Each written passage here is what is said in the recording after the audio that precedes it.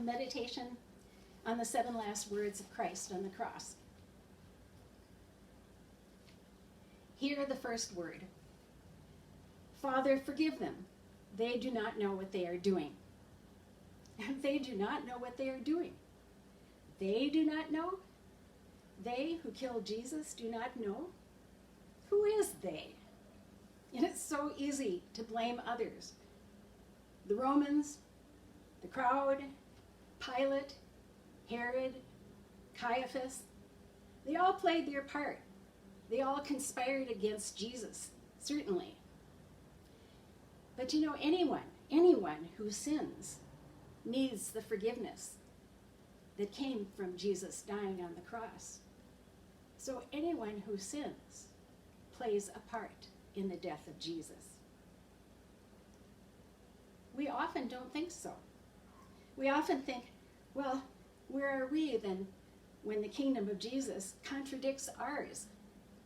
Our peace and our order, our prosperity and our security. Where are we when the victims of our preferences cry out for justice? When those who are pushed aside by our sense of order call out for compassion? When those who are hungry and lonely beg to share in our opportunities, our prosperity, our security, and our power? Where are we when Christ is crucified? Christ who is among us. You know, I think surely Jesus should have raged at the sinners who nailed him to the cross. Surely he should be raging at us for the sins that we do, both knowing and unknowing. And yet, compassion is there in Jesus in the very first thing that he says, the first words that he utters. Father, forgive them. And so he intercedes for us before the Father. It was this compassion that called him into being in his mother's womb. It was this compassion that compelled him to the cross, this compassion that brings unbelievable grace, this compassion that echoes down through the centuries to all who sin and by doing so participate in the killing of Christ. This compassion cries out from the cross for us, Father, forgive them, for they do not know what they are doing.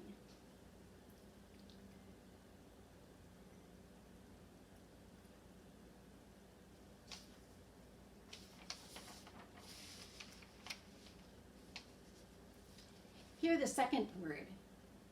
Today you will be with me in paradise. I wonder how much we are like that first thief on the cross that Jesus spoke these words to. Partially full of anger because we aren't rescued from our lives of sin and pain. Partially full of hate because we suffer because of the sins of others, and that's not fair, perhaps. But how much do we really want God to just snap his fingers and make right whatever has gone wrong in our world and in our lives? How easy is it for us to cry out, come down from your cross and save us? How easy to blame God when there's no magic cure, no miraculous recovery, no legions of angels taking away whatever pain we have. How easy it is to scorn the Messiah, to mock the goodness that God made in the world, or condemn the very light of the world because we are unwilling to face perhaps what we have had a hand in.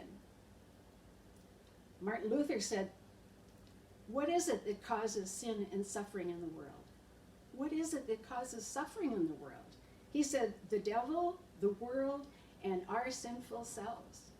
We have a hand in it. And yet we live in a life, in a world that God created that has goodness. There is still goodness. Because first of all, and foremost, there is a cure for sin. A cure that does not promise magical solutions that wither away or are like a candle and sniffed out, but It promises instead that the pain of sin is not the end. And that when all of this is over and when the suffering is finished, the final word is not defeat, but life. Life springing out of the ashes. Life transformed and fulfilled in paradise with Him. To the compassionate thief at the end of his life, to the one who still could recognize good in the world, the one who tried to reach out with comfort and protection for that which is good, Jesus said to him and to us, "Truly today you will be with me in paradise."